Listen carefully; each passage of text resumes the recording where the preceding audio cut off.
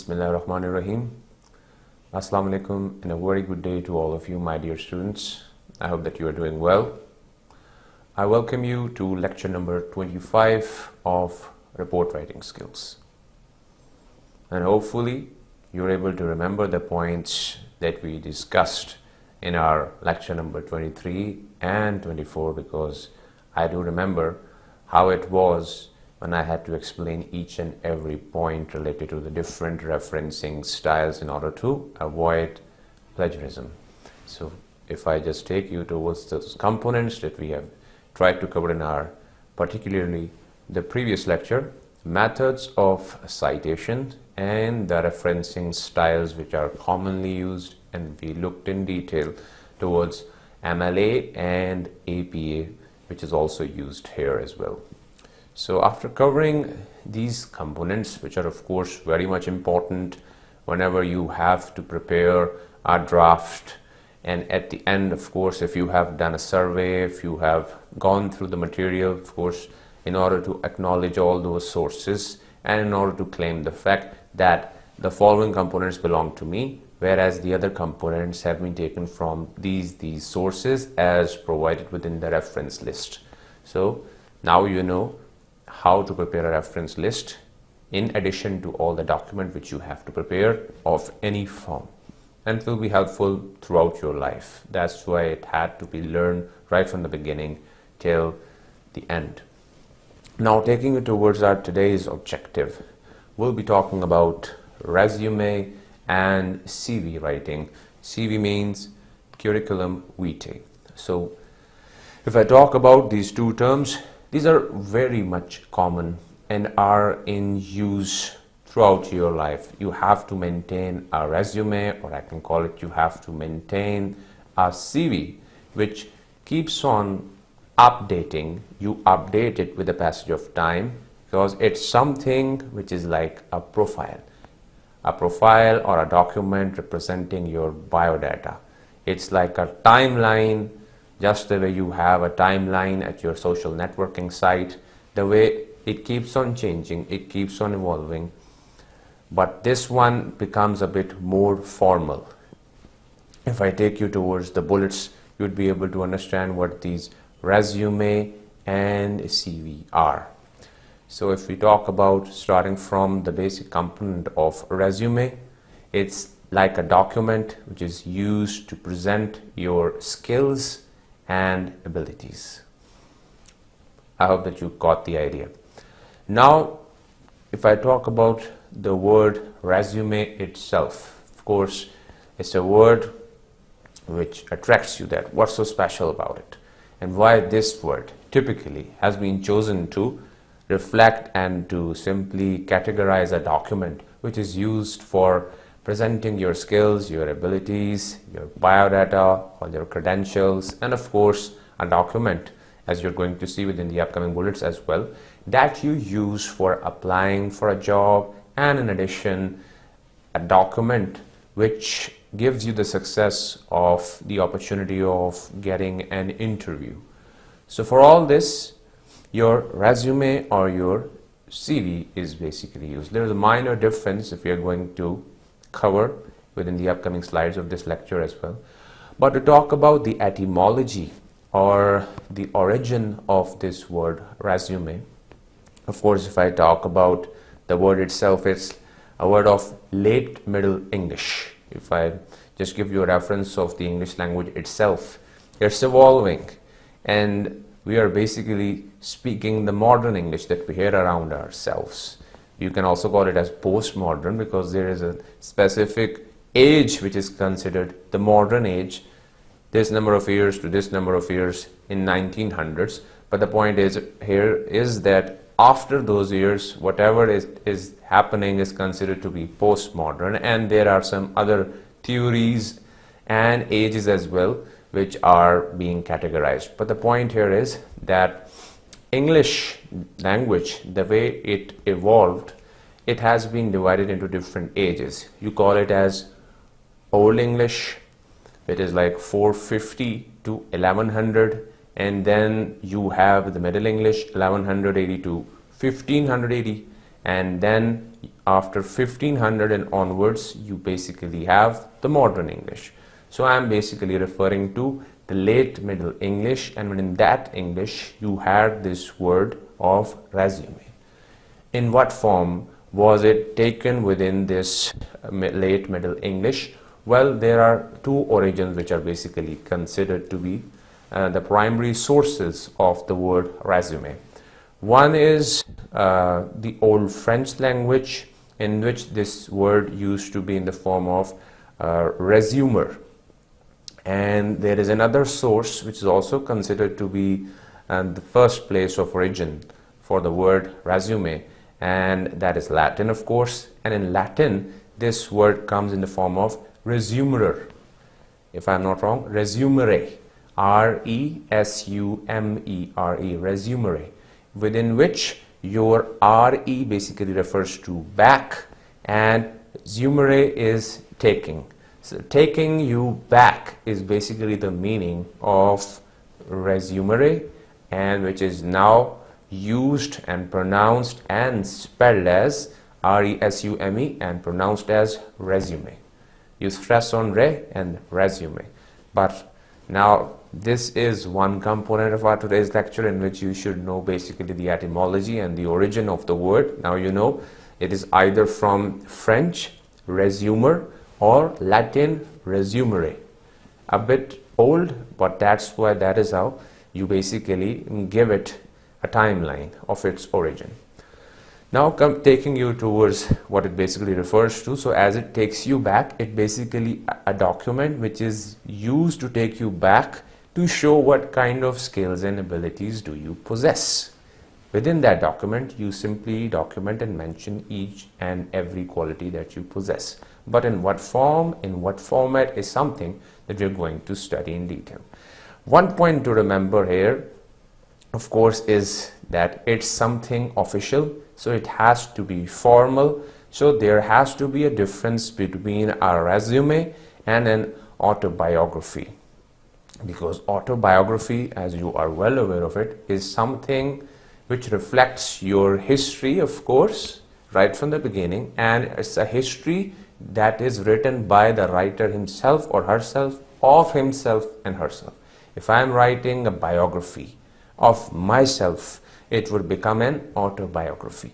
If I am writing a biography for you, of you, or if there is someone who is writing my biography, it would be biography. But if I am writing a biography of myself, would become an autobiography, in which I am going to mention each and every component right from the beginning, my early nurturing, then my schooling, then my likes and dislikes, and everything, every event of my life. So the important event that I really want to quote and mention within that book.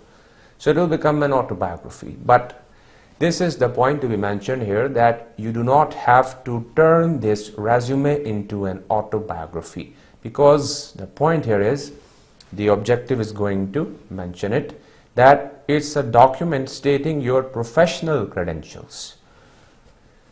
All those qualities, all those points, all those skills and abilities that really determine that you are the professional, you are the individual the organization is seeking for a specific post, and you're going to really contribute to fill within that organization, to contribute and to fill up that vacant spot, and then it will become a complete unit. There is something missing and you have it. So you have to prove and you have to mention this within your resume, within your document, that you have the abilities and skills which are needed to perform a task, rather than mentioning all the stories and events which have happened within your past, because that is how you'll be maintaining a difference between an autobiography and a resume. And this point will also make things clear that, of course, job is another goal, but right now your target has to be that it has to be prepared for an interview, because this interview will be the first step, and then you will be getting a job. So as you will see in the upcoming lecture as well, you'll be prepared for something which will come right after your submission of a resume, an interview. But it's too early to talk about it. First, you should know how to design the right resume which is going to take you towards the stage of an interview. and then of course you'll be hired for the job and professional. But the point here is you have to be prepared, you have to be well aware of how to prepare your resume and your CV by looking into their characteristics. Point here is that your resume acts as an advertisement. An advertisement is something through which you do a publicity of some product, anything which is supposed to provide some sort of benefit. And once you take it, you'll be the one getting all those benefits. So resume is also a kind of an ad or an advertisement of you, in which you basically mention all the benefits which can be acquired, which can be achieved once you become part of a company or an organization or an office. So that's how it has to be structured as an ad as well. How can you turn it into an advertisement? By knowing a clearly defined purpose, and it should reflect your achievements, and it should be a summary of what you are and what you can do, how you can provide the benefit. Another thing which is important is that your data has to be credible, something which makes sense, something which can be believed in, and it has to be accurate as well, rather than building castles. Then of course it has to be in an attractive form as well. It should be an attractive package, and it can be an attractive package once you know how to design it, how to prepare it, once you're aware of the format and its structuring, looking at its components. Then of course it focuses on employers' needs rather than your own needs. This point is also very much important. If you are highlighting that you are in need of a job and you are in search of some place where you are able to make the ends meet because you are just living hand to mouth, so that means you are seeking advantage on your own. You are looking at an advantage that you can get. Well, the point here is the organizations are not interested to provide you the advantage. First point is that they need services. And if you are offering them the services, in return, of course, you will get a reward in the form of salary or all the other funds, the grants which have been mentioned in the contract. But the point here is that if they are seeking services, you have to offer them. So basically, you have to mention this thing within the resume as well, that these are the components through which an organization can get benefit out of me, rather than you getting benefit out of the organization. That will come automatically once you are hired, but you have to mention this thing within your resume as well, that these are the employer needs and these will be fulfilled once I become part of it. So this should be the focus and should be maintained within your resume structure. Now looking at the format. This is one format, of course, in which is quite common as well, the chronological. Chronology means moving in the temporal direction. Monday, Tuesday, Wednesday, Thursday, Friday. This is chronology, basically chronology, in which you are doing one thing on Monday, you're going to mention it first. If there is anything which you have done on Tuesday, it will come afterwards. Then Wednesday, then Thursday and Friday. You can do it by writing something which you have done in January, then writing something which you have done in February afterwards. So you are basically moving just the way a clock is moving. So basically this is the temporal direction, and it's considered to be a chronological pattern. And if you are writing something, so it becomes chronological writing. So the point here is that you have to mention in the work history in reverse chronological order. Now you know that if you are moving in the direction of a clock, so that is basically a chronological order. But if you have to go opposite to the direction of a clock, that means basically a reverse chronological order. And basically the advantage that you get by using the reverse chronological order is that if you are working at some place, your present place, and you have been working at some other company in past, so you get the opportunity of mentioning your present job at the top, then the job which you just left afterwards than the job that you started at the very first place, the oldest job at the very end. But your latest experience basically comes at the top.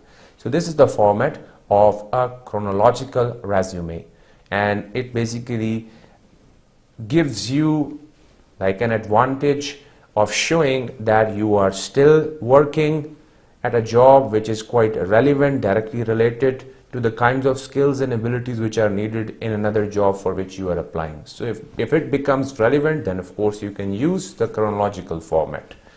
Then there is of course a functional format of a resume.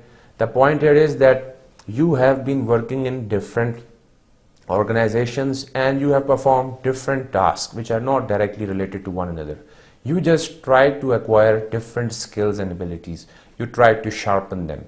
You try to make yourself a better professional so that if you are fitted in any different unit, you are able to handle it. So for that, basically, you can use a functional format. Over here, the chronology or this reverse chronology is not required. The point here is that you have to mention each and every skill which simply determines that you are a capable individual who is able to handle different kinds of tasks. So work history here is not directly related with a job selected as a profession, because you have been doing different things. So you are mentioning them within your resume for applying for a job, but they are not directly related to the kind of skills needed. You are just mentioning them that you are able to handle anything. So you can go for the functional format. This is the quality. And resume is basically organized on different types of skills. You just mention them in any order. Depends on, I would recommend, and anyone would recommend, that something that you consider is at a place in which you have the expertise level. You are an expert of some skill, so you should mention it at the top. Then if there is a skill in which you consider yourself to be an intermediate, like a moderate level expertise, so you mention it second. And then if there is a skill of which you consider yourself to be a beginner, it would come third at the end. So this is the order in which you can prepare a functional resume. And if I take you towards the third format, this is basically known as a combination format. Over here, the point here is that you have acquired different kinds of skills, of course not directly related to the kind of job for which you are applying, but you mention them reverse chronological order. So if you are doing it in a reverse chronological order, opposite to the direction of a clock in which it ticks, then you are using the combination format. So different skills, but in a reverse chronological order. So it becomes a combination format. Clear? Okay, now we are going to look into the structuring of a resume. You can pick the kind of format which suits you. If you have different kind of skills, so you can either go for the functional, or you can go for, in case all the skills are directly related, and show that with the passage of time you are becoming better and better, and that is how you make yourself most eligible for the job. So in that case, all the skills are related, and of course with the vacant post, so you're going to mention them in a chronological order. That now the new place is going to be the best area where you're going to deliver all the things and abilities which you have acquired and learned. So now how to structure it, all the things that you want to mention, there has to be an order. What is that order is now basically something which you're going to focus on. Starting from the identification. Identification, of course, all those qualities through which your employer, your interviewer can identify who you are. The identity that you have to reflect it by mentioning your name, full name, your postal address through which you can be contacted, your numbers, of course, for the same purpose, and your email address. And look at the point which is there within parentheses. It has to be a professional email. Now I believe you know the differences between an unprofessional email and a professional email address. We talked about it in detail. You're well aware of it, so I don't think there is a need of going into the detail. So you should have a professional email over here within your identification section. This is a sample. You can look into the balloons here on the right hand side, giving you all the guidance related to the manner in which to write it. This is the sample. You have a name. This is optional if it's needed. Sometimes there is a specific age limit for different kinds of job. Over here, if you are applying for such a job, then it's a good thing to mention your date of birth, your year of birth. Otherwise, it's optional. You can ignore it as well. But the personal details are very much needed, because that is how your employer would be able to correspond and contact you for the interview, the next stage of the interview, selection, and of course for giving you the contract, which is something that you seek. So that is how basically the address, mobile and email is going to come, and this is in blue, so an example of an incorrect, which cannot be considered a professional email. So don't use such email sugar-coated at hotmail.com. Won't look nice. Then of course you move ahead with the structure. So you come to the stage of providing a clear-cut objective or a personal statement. You have to clearly state your desired job and field. What do you basically desire? In case of your resume, it has to be even more specific. As you're going to see, what we're going to study in case of a CV, it can be a bit generic, but over here it has to clearly state the kind of job which is desired, the kind of field in which you can work. What can you contribute in a field? How will it add value in the organization? The material following, which would come of course afterwards, these 3 points should support your objective. The way you have stated your objective is going to determine how capable you are. And the next thing that the employer is going to see is that all the components which are coming ahead, are they directly simply supporting or advocating your objective or the personal statement which you have mentioned.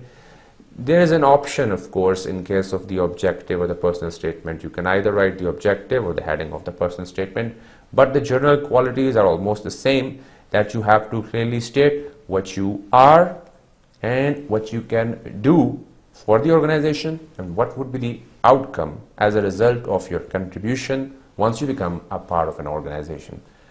So the objective should be as short as possible. It has to be concise. You know the C of communication, and should not include phrases such as challenging position, utilizing my skills, growth potential. Avoid it. It has to be short. It has to be clear. For a specific job opening, always use the employer's job title for that as well. So if you want to make your resume more relevant, more pertinent, and especially the one which catches the eye of your employer, your interviewer, so of course you can clearly mention the job title within your objective. And of course you should keep in mind the kind of job description which is also available in case of a vacancy which is being announced either online or in newspaper or any other media or channel. But the point here is you should have this job title within your mind, and if you mention it within your objective, the employer is going to straight away look at this point that this man or woman has the quality that we are looking for. He or she is well aware of it, and she should be the person which should be chosen, which should be given the opportunity for an interview. So this is the thing which can give you the advantage if you mention it one way or another in case of your objective or the personal statement. Now look at the sample as well. After successfully completing my year 12 in the area of maths and science, I am now focusing on a career in microbiology. Or while pursuing specialist science subjects at university, I am seeking a position that can help develop my practical lab skills and statistical analysis and so on. But basically it has to explain what you are looking for and what you can offer. As you can see in the balloon as well, you have to keep it brief, 1 to 2 sentences, and you can see the kind of context that is being provided to you. It's a kind of a resume which you prepare as after your, of course, education, the college level or the high school education. Once you are become part of a university, because this is the place in which you start thinking about the career that you want to select, the career that you want to pursue. So of course for that you need a kind of resume which can reflect who you are. So this is the kind of initial stage in which you can start working on preparing one resume, and the kind of chunks and the kind of examples which are being provided to you are the ones which you can use to prepare your own as well. We're going to show you the kind of other resume which you can simply look into and then also apply and use them for preparing your own resume. But the point here is, once again, that this is the kind of a resume which can be prepared, especially if you don't have any. Then you can start with this one, as we have some other tips as well for preparing a resume for the very first time. So this is one sample in case of writing an objective, or you can call it as a personal statement. Once you have done with this objective writing, the next stage is the skills and abilities. And what can you mention here? Any skills which are directly related to the job. Can be computer system proficiency if you are seeking a career in case of computer sciences, software engineering, there are many more, language proficiency, and research. So if you are more oriented towards research and development, if you want to be like a research officer, so for that of course you need to show the research skills that you possess.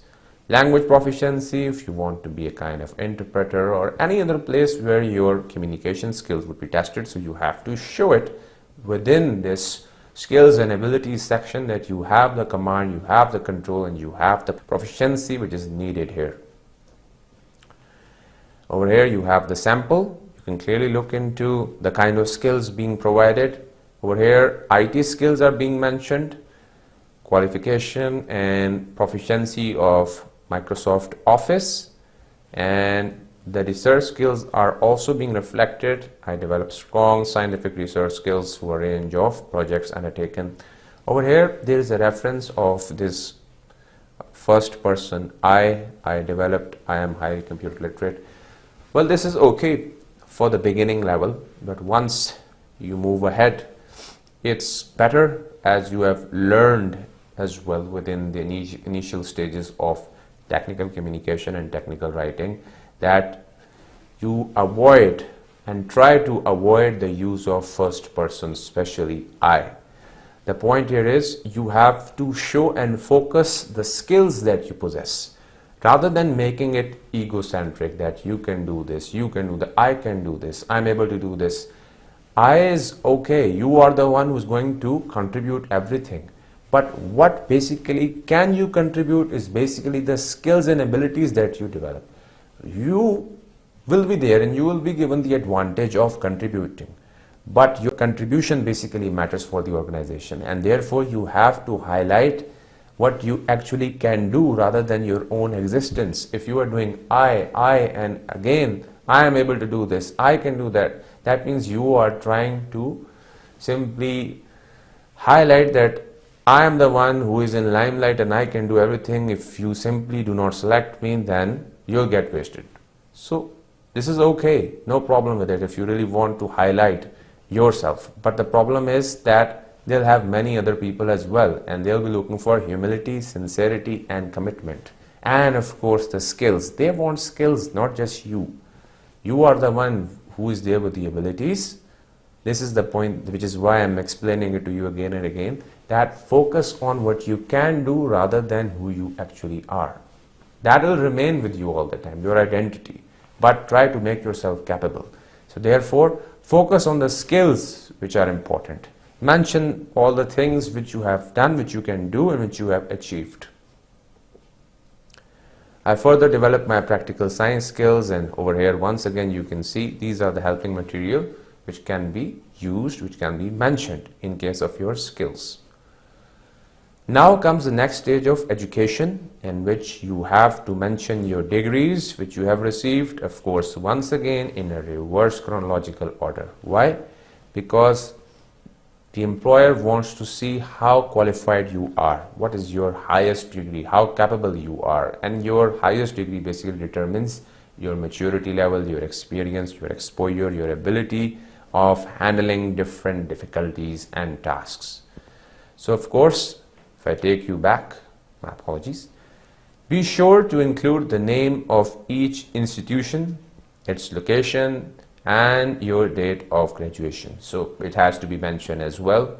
When applicable, include your major minor fields as well as your GPA and honors, your publication and projects. When possible, when applicable, when needed, of course, so you can mention it as well.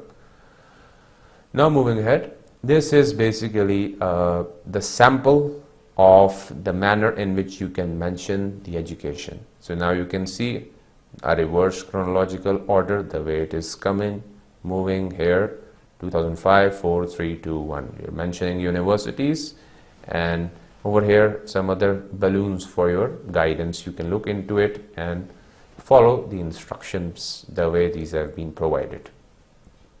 Another one, another sample, the way you can just directly relate it. First mentioning the kind of education you have acquired and then directly relating it with the kind of skills which you have developed. So you can use this format as well. Once you're done with it, you're going to talk about the work experience. So if there is some work experience which you have acquired, in your case, there may be many who have done some sort of work. So of course, you can mention it, of course, once again in a reverse chronological order, and you have to mention your jobs, internship, volunteer work, name of the company, position, and date of employment. So these are the things which have to be mentioned.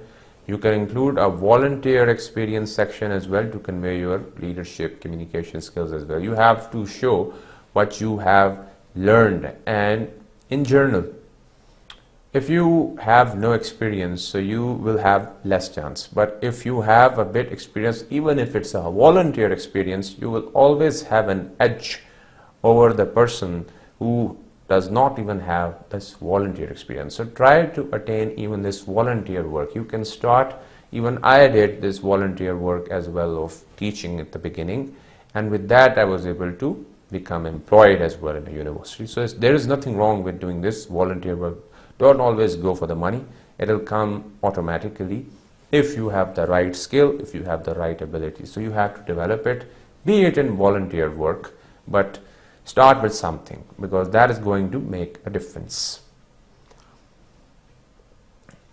Now look at the way, in the manner in which you can mention this work experience. Your school work experience also counts, and that can be made part of your resume as well, just the way laboratory assistant and research assistant. So these things are clearly mentioned, and list any work experience which you have completed. It could be formal. You can highlight your key skills, and it's useful to list current or any part-time job as well which you consider to be important and related to the kind of job that you are seeking, for which you are applying. If it's relevant, of course you can go for it, for mentioning it over here.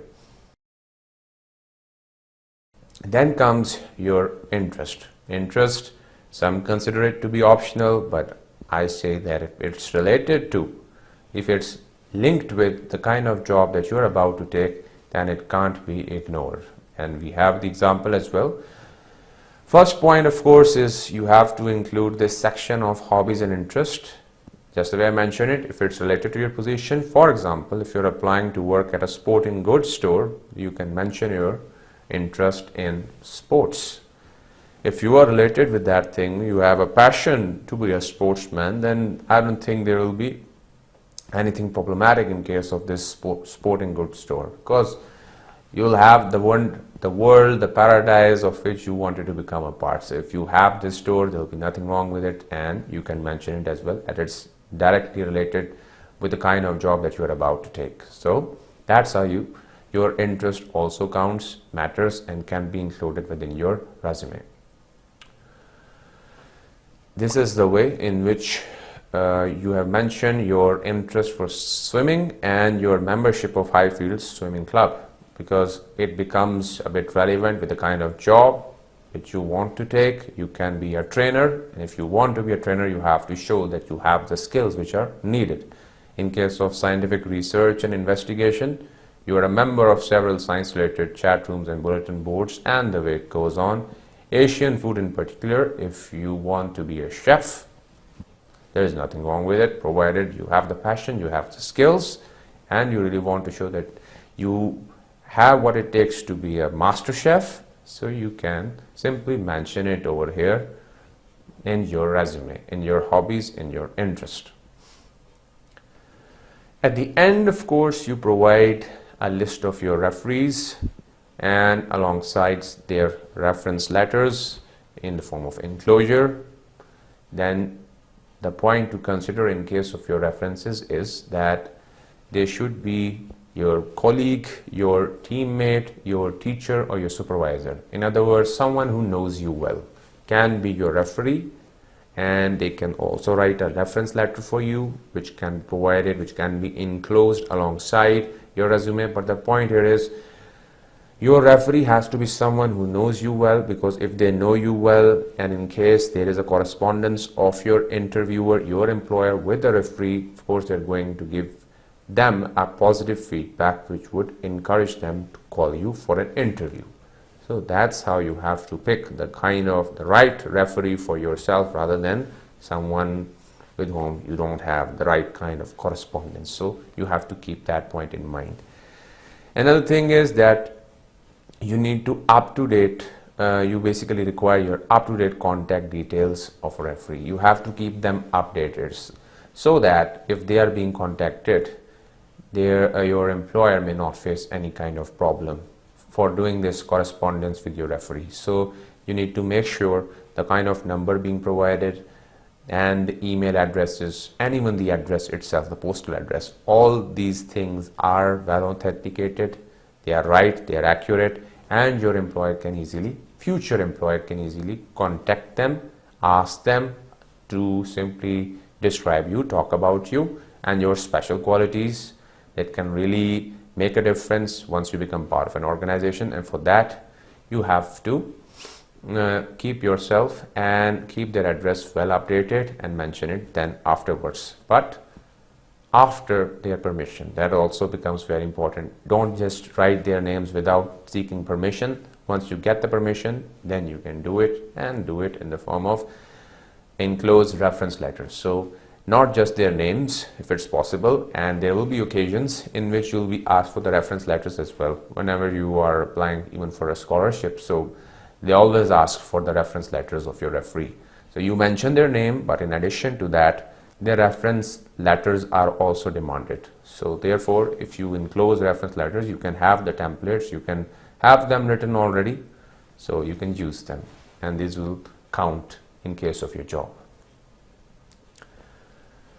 Over here, of course, you have the name of those referees, the way you mention them, and written reference letters are also enclosed. You provide them alongside. But who can be your referee? Of course, the same kind of instructions are being provided here. Again, the point here is that it has to be up to date, and written reference letters should be enclosed and provided alongside. These are the points. Once again, the same guidance, but that is how you also provide a list of referee.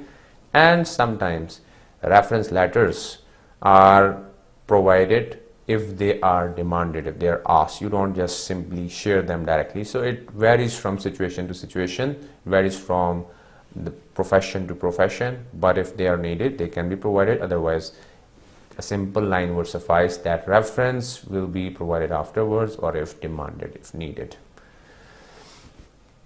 Now some of the guidelines in case of preparing your own resume, because now I believe you have realized how important a resume is and how to organize your own up-to-date, right and authentic resume which really reflects who you are, what you can do, and what would be the outcome. Now these things should be there within your mind, and now follow up the guidelines. Regarding the length, this is very much important. I consider it very important. It shouldn't be 1 page or not more than 1 or 2 page. Ideally 1 page will suffice. It's very good. But if you really want to add details, you believe that you have done so much throughout your life that it will all get wasted if you do not mention it, please do not take more than 2 pages, especially in case of resume. I'm not talking about CV. There will be a minor difference, but in case of your resume, please do not take it to more than 2 pages. 2 page max, and that will suffice. The point here is, there is a reason. There are many applicants, and employers, your interviews, basically have to go through all those resumes. So if you are providing things to the point, they are clearly stated, well organized, just bring back all those traits of technical writing which we studied in our, I guess, lecture 7 or 8. But the point here is, think of all those traits, apply them, especially in case of preparing a resume. Clearly accessible document design, conciseness, clarity, audience, everything counts, and you have to keep these things in mind while preparing your resume, and then try to keep it on 1 page, because there is a, you can call it as a rule of thumb, but it's directly related with the use of thumb, your 2 thumbs as well. When you hold a paper in your hand, if I do it in front of you, this is a paper, and your interviewer is going to hold it here in front of them. They look at it, but things which would be the main focus, which would come within their eyes, would be everything which is above this thumb. So everything which is there at the top of the page would be the main focus. It would be the target. So if there is something which is most important, try to write it at the top, and it will become most important component, and it would certainly catch the eye of your interviewer and your employer. This is basically the rule of thumb. And then the less important, that you consider a bit less important, can go at the bottom, because it will be read at the end. The most important thing, which would be remembered as well, would be the one that you have written at the top. So first impression would matter, and your first impression has to be the best. Therefore, write your best skills, write your best things at the top. Therefore, keep it minimum and try to mention most important material at the top. Then regarding the kind of font and size which would also be appealing, try to use Times New Roman. Arial, Calibri would also be okay with 10 to 12 points, not more than that. It would make things easy to read. There can be a bit difference as well, especially if you want to write your name. You can increase the font size on the points because you want to highlight it more. But for the general text that you are writing, 10 to 12 points would be okay. For headings, of course, you can do a bit changes by increasing the size to highlight what section is coming ahead. Then talking about the page margins, in general, it's like 1, 1, 1, 1 from all sides. This is the page margin.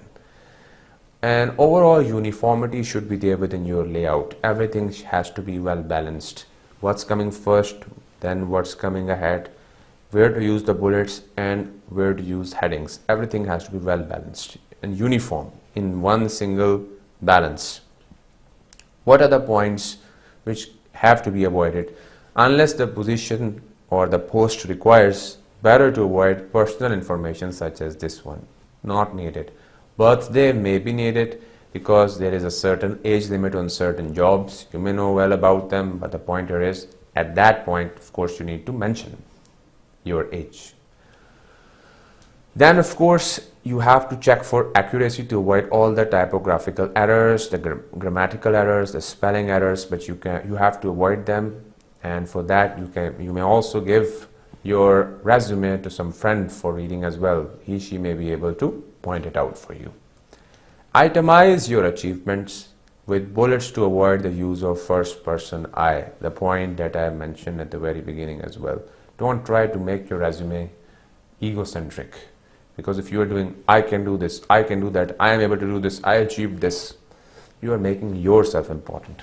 Try to make your work important, and for that, itemize your achievements. How do you itemize?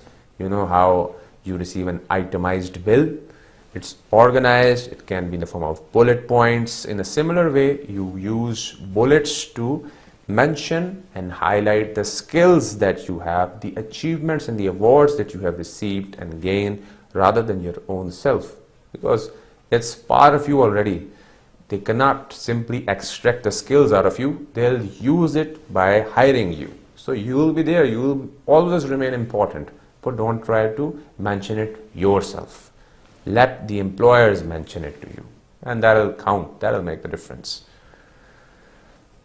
Some more: include all your contact information so that the employers can reach you easily, as provided within identification section.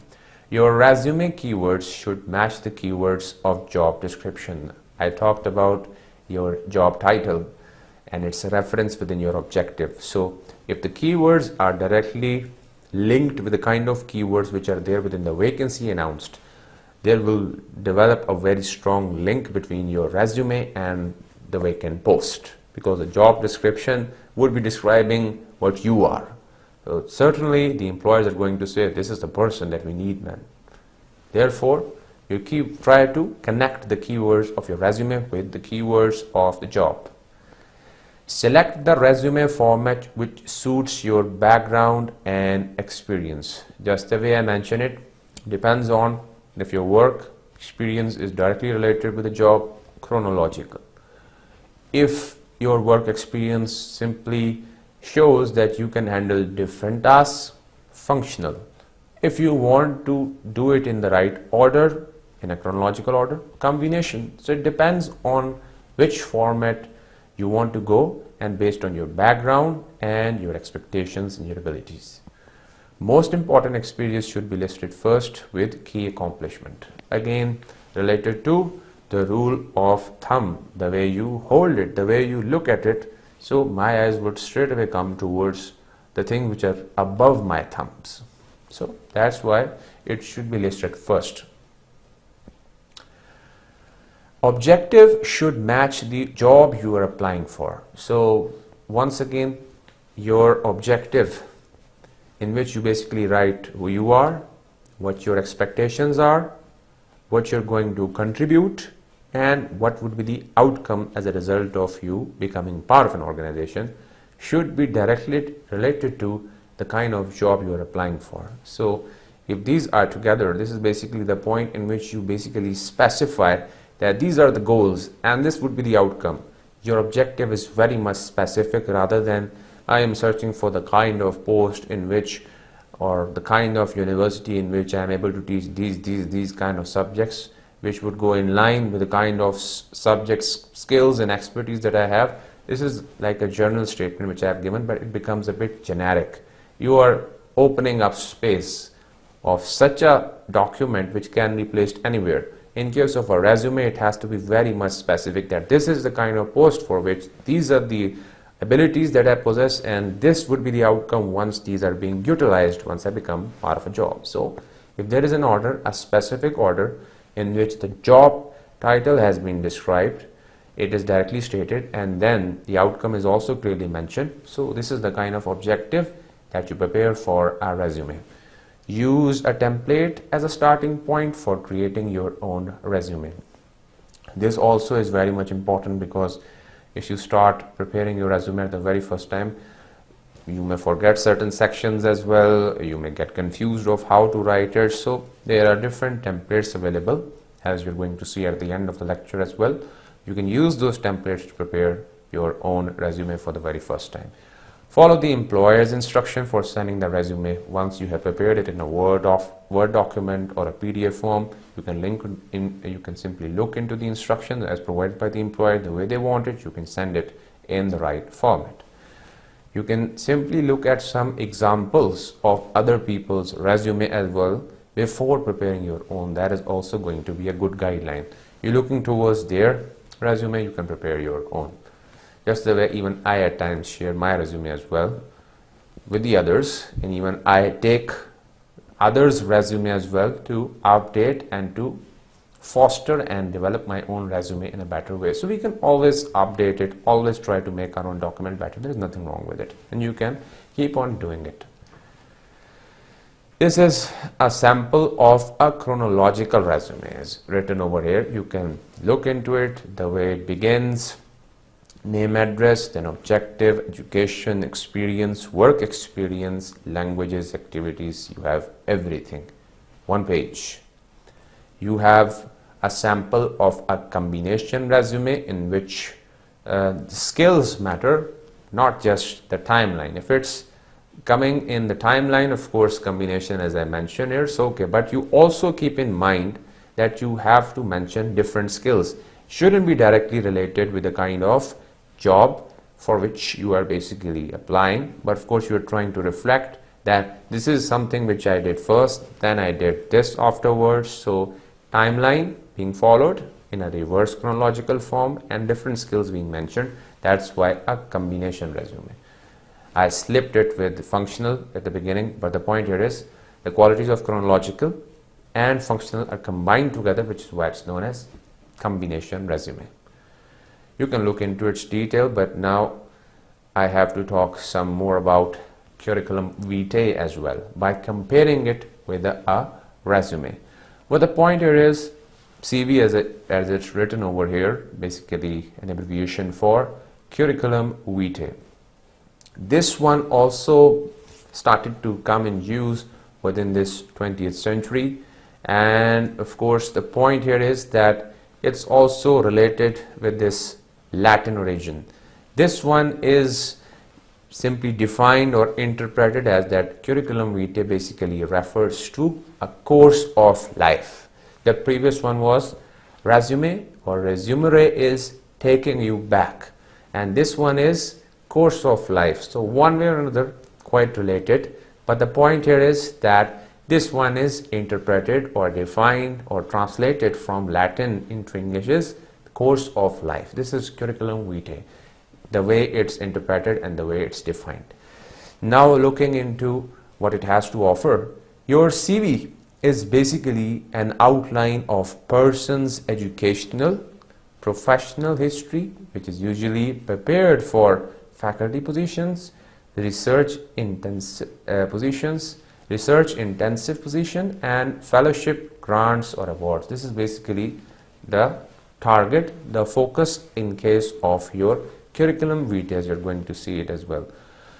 Another difference when it comes to talking about or comparing your resume with a CV is of length. As I mentioned, in case of your resume, try to keep it brief. One page is like the best. They look at it and they clearly know who you are.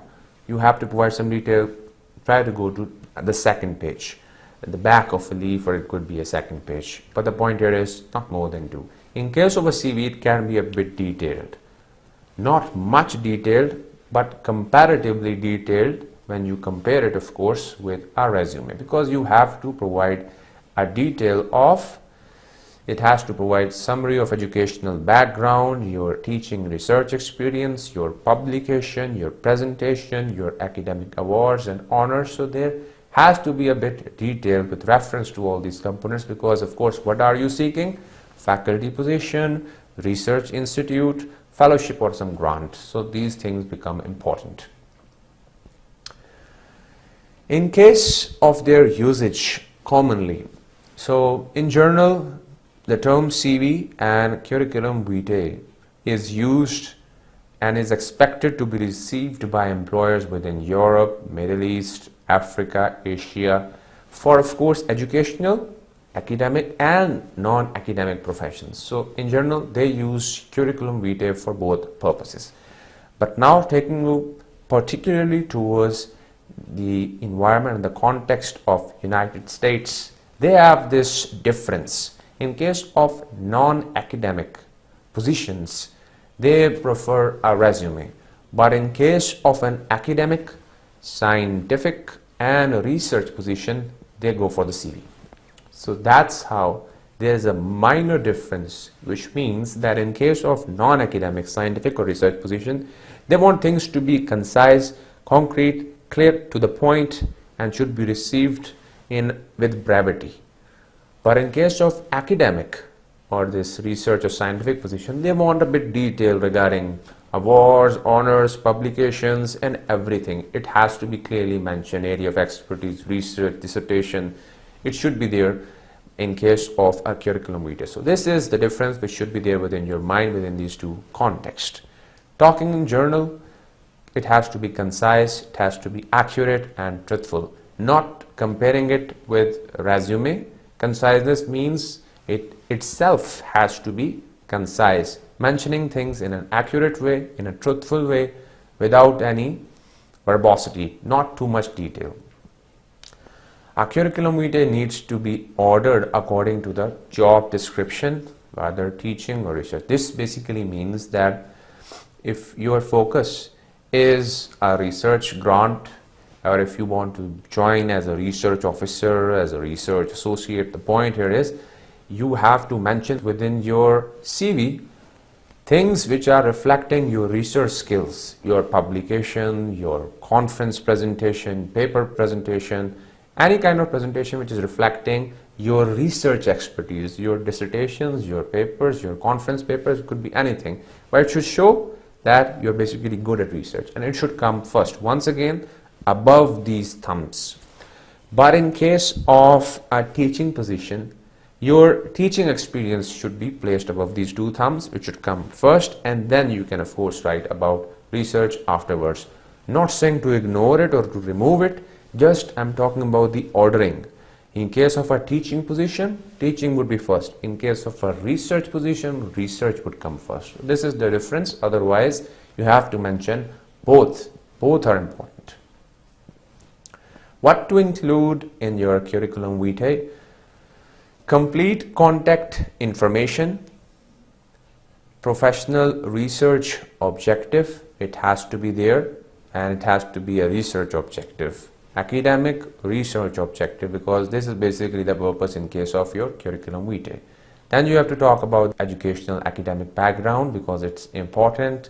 So you have to talk about your postgraduate work, your graduate work, degree, major subjects, minor subjects, your thesis, dissertation, your titles, your honors. In case you are moving ahead, you talk about the undergraduate degree and its major minors as well. But once again, the order is the same, reverse chronological order. That's why postgraduate, graduate, and then undergraduate. Then of course you have to talk about the scholarships or fellowships which have been attained. You talk about the research and scholarly activities which are very important. In case of a research position, these would be placed first. Your journal articles, conference, books, articles, presented, workshops attended, work currently under submission or in progress, even you can mention that as well. Your certifications, your professional membership, just the way I have memberships of different linguistic associations. But the point here is that you have to mention these things within your research and scholarly activities would remain separate, but you have to mention all these components separately within your CV. Moving ahead, technical and specialized skills, if you have any, should be mentioned. Academic and teaching experience. Once again, a teaching post, this would go first. If research position, so research will stay first and this will come afterwards. So courses taught, new courses introduced or recommended, innovation, if there is any that you have recommended, and some new mode of assessment, if you have worked on it, will be mentioned as well. Your academic and research interest, because of course you want to join as either an instructor or a researcher, so your interest should be mentioned. Your language proficiency, be it in native language or a foreign language, should be mentioned.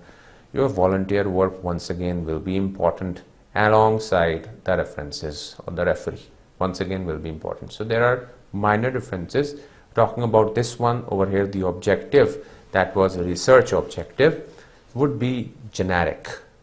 Over there, in case of a resume, it was more specific, related to a specific job which has been highlighted, for which you have applied by submitting the resume. This one will be a bit more general, highlighting the objective which is research oriented, that you want to contribute via research.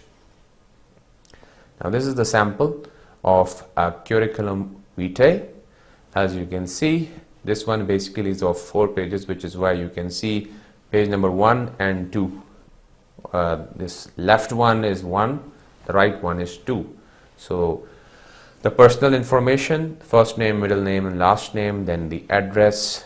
Then you can see once again a reverse chronological order, the way the different jobs have been described. Then you can see what abilities have been, what kind of tasks have been performed in which year, editor, sub-editor, lab conductor, chief editor. Moving ahead, educational training, all the components, PhD, MPhil, PS. Then talking about the personal skills, additional information, as you can see, all the conferences, workshops, certification, the different awards and honors, the interest, everything is clearly mentioned in a bit detail compared to the components which I have shown you within a resume. Well, this is the difference, and I had to do a bit of effort as well just to collect such a good curriculum vitae of a capable person, of course. But the point here is just to make you realize what kind of components have to be included and in what order when you are talking about a curriculum vitae. So there are minor differences, of course, but these differences make a difference as well when you are applying for a job. So keep these small minor components within your mind as well. Some of the points which should be there within your mind once you have prepared either a resume or a curriculum vitae. The point here is that you have to checklist these components, and if there is any of these which are missing, you can incorporate these, but you have to go through it just the way we are about to. You have listed awards, honors, certificates, licenses, accomplishment. If it is, check. Personal data is not included, age, marital status. In case of date of birth, of course, if needed, you can mention it. My degree title is spelled out and in bold because that is going to make a difference. Over here, Bachelor of Science. If you are moving ahead, you can also write Masters. The organization of my CV resume emphasizes the key points I want to stress. The content of my resume or CV matches my objectives. I emphasize my abilities, skills, and accomplishment. I use active power verbs to describe my work experience. So, just the way I graduated, I specialized in, I presented, I defended. These are the active power words which are reflecting what you have done, which means a reflection of what you can do even in future as well. So these are the active power verbs. I use proper text, tense, current work, present tense, previous work, past tense. So which means the point here is that you are using the right kind of tense. In case of talking about something which is really in past, you're using past tense. If it's something related to your present work, so use of present tense. Then an employer can quickly skim and scan and find all the information. If that's possible, you can check this one out. I've added a skill or related courses section to further support my objective. Check. Dates of work and job titles are clearly highlighted. You can check it as well. Categories are clear with text bulleted or indented to create eye appeal, accessible document design, and uniformity in layout. Type style and font size is consistent throughout, no smaller than 11 point. Of course, I talked about 10 to 12. Margins, spacing, bolding, bullets, punctuation, date formats and abbreviation, everything is consistent. I have avoided as much as possible using personal pronouns such as I or me. If it's being used in the beginning, okay.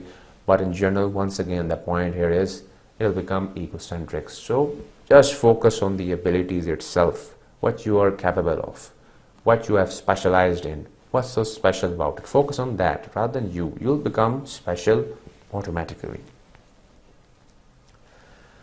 There is a nice balance of information. It doesn't look too crowded or empty. A balanced is their equilibrium. I have proofread my CV for typos, spelling and grammatical errors. Check. List of references are on separate page enclosure to accompany my CV resume if required. So once again, if needed, you can provide it. Otherwise, it's okay with the rest of the document as well. Now, once you're done with it, and to make things easier for you, just the way I told it, you can use sample templates for preparing your own resume. And of course, you can look at the example of other resumes as well for preparing your own. Well, these three links are very much useful, which is why I've added here in an additional slide by taking guidance from some of my fellow colleagues as well, because they have used it as well to prepare their own resume and CVs. Very good developers. These are basically the links through which you can prepare your resume and CV. That's how they appear. This is link number 1. You go there, you can clearly see you can create your CV by create a CV now. They'll go through certain stages in which you'll be asked for providing some contact information, identification, interests, skills, education, experience, everything. And once you have done it, you will get such a form which is going to be very much appealing even for yourself, and then you will be happy to submit it anywhere you want. Link number 2, resume.com. So this one can be very much helpful as well for developing your resume, and create a resume is the option where you can simply develop your own resume, of course, by signing up. And then moving ahead, this one is also a CV builder. You can simply go into it and start with it. So it's going to ask for certain instruction, empty boxes which you have to be filled up, and then you'll find your own CV, well-developed CV at the end of the day. So Google is looking to hire, and Thomas wants to apply. He needs to give in his resume, but he doesn't know how to make one. He struggled long and hard to create his resume, but failed. Things were getting all messed up, and all he had were problems. Finally, he discovered Lecture 25 on resumes. A resume is a document used to present your skills and abilities with your professional credentials. There are 3 formats for a resume. Chronological, in which work history is in reverse chronological order. Functional, in which the resume is organized based on different skills. And the combination of both, in which skills are placed in reverse chronological order. A resume has a particular structure. The first part of the resume is identification of the person, which includes the name, postal address, contact numbers, and email address. Then mention your skills and abilities, such as some of your best soft skills, your computer and language proficiencies, and the research you have conducted in your field. Then comes your educational background. You would mention the name of the degree or certificate and the institution for each, along with the dates and grades. Next is your work experience, which will include your previous jobs, internships, or volunteer work. Mention the name of the company, position, and the duration of the employment. Then you may include your hobbies and interests that are relevant to the job you are applying for. Last is the reference section, which will be a list of referees. These may be your colleagues, teachers, or supervisors. Up-to-date contact details are important for each referee. Next comes the objective or personal statement, which states your aims and aspirations, as well as shows how your skills will add value to the organization. Here are some further guidelines for writing your resume. The length of the resume should not exceed 2 pages. The preferable font is Times New Roman or Arial in 12-point font size. The document should have uniform formatting throughout and 1-inch margins on all sides. The resume keywords should match the keywords in the job description. A curriculum vitae or CV is a detailed version of a resume. It should include educational background, scholarships, teaching and reference experience, publications and presentations, academic awards and honors, professional memberships, technical skills, foreign language skills, volunteer work, interests, and references, all with complete details. The content of your CV should match your career objective. Use active power verbs to describe your skills. Use proper tense, style, and font. Make the document design accessible. And most important, proofread the document for any typos or language errors. Using this, Thomas has created and sent his resume to Google. Hope he gets the job. These are very much helpful links, and hopefully they're going to be very much helpful for you. And with this, I come towards the end of our today's lecture, in which we talked about our resume, taking you back, or a curriculum vitae, which is basically a course of life. So we talked about their basics, we looked into the comparison, some of the minor differences, and some of the guidelines through which you can prepare your own CV and resume. And at the end, some important links through which you can develop it within no time. Just putting in some information to get it all well developed. There is another one about which I got to know even from my friend. Once again, LaTeX is also a software through which you can prepare your CV or resume, but only those, of course, who know how to work on LaTeX. So many of you may know about it, but in case of me, I am just like at a beginning level, but I haven't tried building my CV or resume through it. But it's also a good useful tool for those who know LaTeX. For the others, they can learn it just like me, the way I am learning it, but that is also a useful tool. And with this, I come towards the end, hopefully, and I believe that once you have gone through the lecture, you all will be anxious to try out those links to develop your own resumes and CVs, because once you do, and once you find the jobs, just submit those resumes and CVs, because through that you're going to get, inshallah, a call for the interview. And then what you have to do is basically watch out my next lecture, because in that lecture I'll be discussing all the interview skills, the techniques through which you can really make a difference and pave the way for getting up the contract for the new job. So I wish you best of luck till my next lecture. Take good care of yourself. I'll see you in the next lecture. Assalamu alaikum and thank you.